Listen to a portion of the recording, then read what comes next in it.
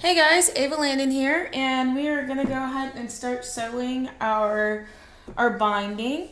And the way that we do that is we've already pinned out our binding. You'll see that I left this end loose. We're gonna leave these ends. We're not gonna sew them. You're just gonna have these little tails that are about 10 to maybe 12 inches long, just kind of hanging out. And that's actually perfect because the longer that we leave these tails, the easier it is to connect them when we finish sewing all the way around. So yeah, go ahead and leave them about 10 inches long. So I've sort of marked my place, which is this pink one, this pink needle, and that's going to be my 10 inches. And what we're going to do is we're going to bring the bottom thread up. And the way that you do that is you simply hold on to the top one, and you're going to sew down, and you're just going to kind of wiggle the top one around. And see, there it is. There's the bottom one. And so what we want to do is simply hold this out to the side. With the walking foot, it makes it a little tricky, so you're going to have to move your threads just to the bottom. When we do this, it keeps the threads from knotting up on the back, which is why we're going, see if you can see it a little better. That's why we're going to do it that way. I'm going to kind of zoom in so you can see me do this. The other thing that you'll notice is that, oops. All right, there we go. The other thing that you'll notice is that I haven't cut my backing or my batting off. This is a personal preference. Some people will go ahead and trim it.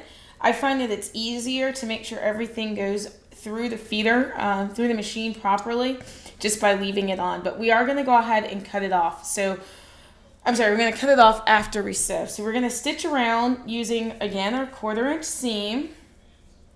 And I'll go ahead and get started with that. And then you just hold these threads out to the side, and that way they don't knot up.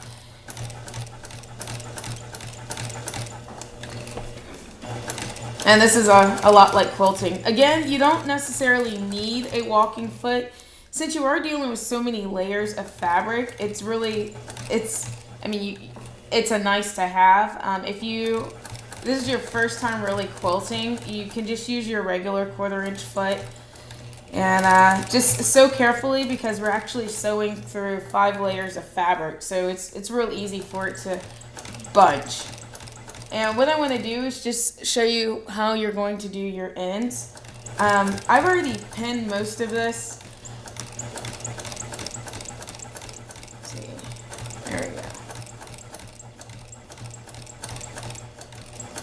So what you want to do is you want to stop about 1/4 inch away. This is obviously much more than 1/4 inch. I'm just going to pull out these needles real quick.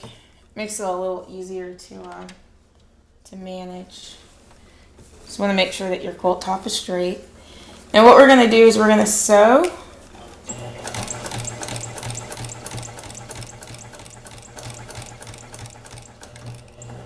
And at 1/4 inch, you're going to needle down, lift it up. You're just going to sew at an angle, and that makes it real easy. And at this point, I generally flip my threads. And what you'll get, leave that, try not to lose that. What you'll get is a cute little angle, like that. See if I have to back up to get it in. There you go. And you see how it stops about at 1/4 inch.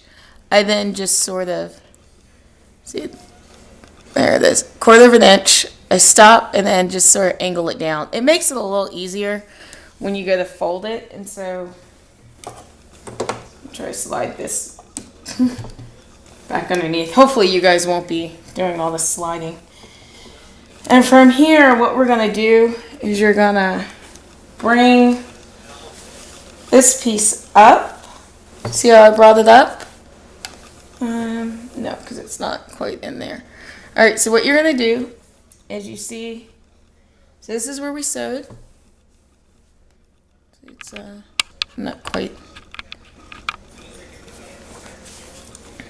Actually, I may just need to. Alright, let me try to zoom in a bit here for you. Alright, so there's the foot. This is where we sewed the little 1/4 inch what you're going to do is then lift up this little tail piece, and you're just going to create a triangle. See how that made like a little triangle right there? And you're going to fold it back down. And it does help to have these pinned. So I had pre-pinned everything. And what we're going to do now is we're going to rotate the edge of the quilt.